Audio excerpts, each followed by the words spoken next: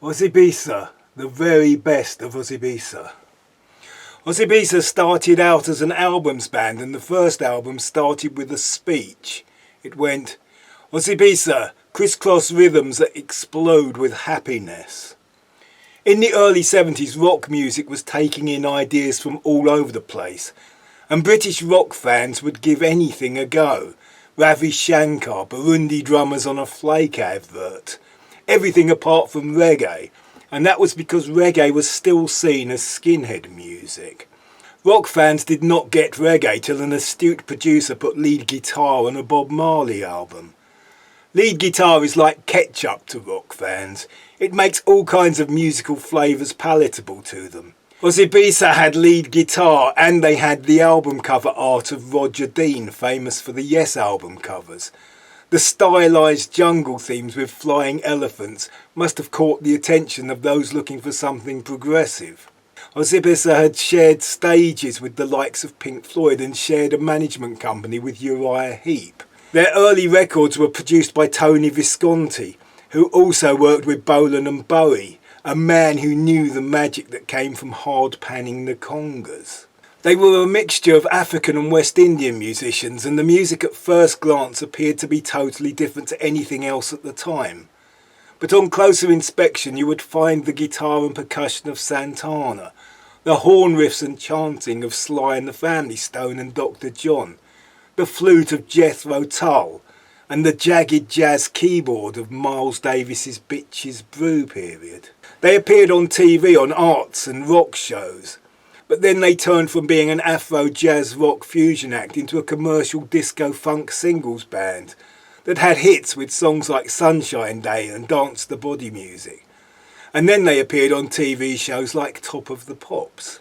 I remember watching the Nelson Mandela concert, and someone sang a song that I knew I had heard before, but I couldn't think from where. The singer may have been Miriam Makeba. The tune stuck in my head, as did the inspiring lyric. I loved that song, but there was no Google to help me find it. Imagine my delight when it turned up on this CD. I must have known it is an Osibisa song and probably knew it was covered by Art Garfunkel, but though it has a very simple English lyric, it is titled Woyaya, which is not a word you would think of putting in a search engine even if you had one. But I've always known it was the title of their second album. I bought this CD because in the early 80s my band used to hire out our PA system, and we worked with a number of African jazz bands, including one led by a man called Spartacus, who was the original bass player in Osibisa. His band did not wear robes but dressed in either black or in combat gear with berets. Some were South Africans fighting apartheid.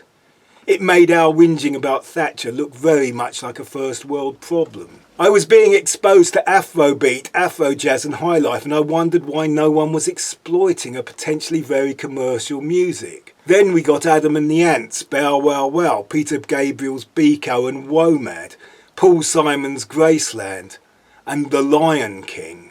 Before The Lion King, there was a big West End musical called Ippy Tomby, and Osibisa had a hit with an upbeat, uplifting and joyous song from that show called The Warrior. Pop radio stations were blaring out the chant, Osa, Osa, Osibisa. There were some sad attempts at further chart success, like a version of the Coffee song and some disco funk covers.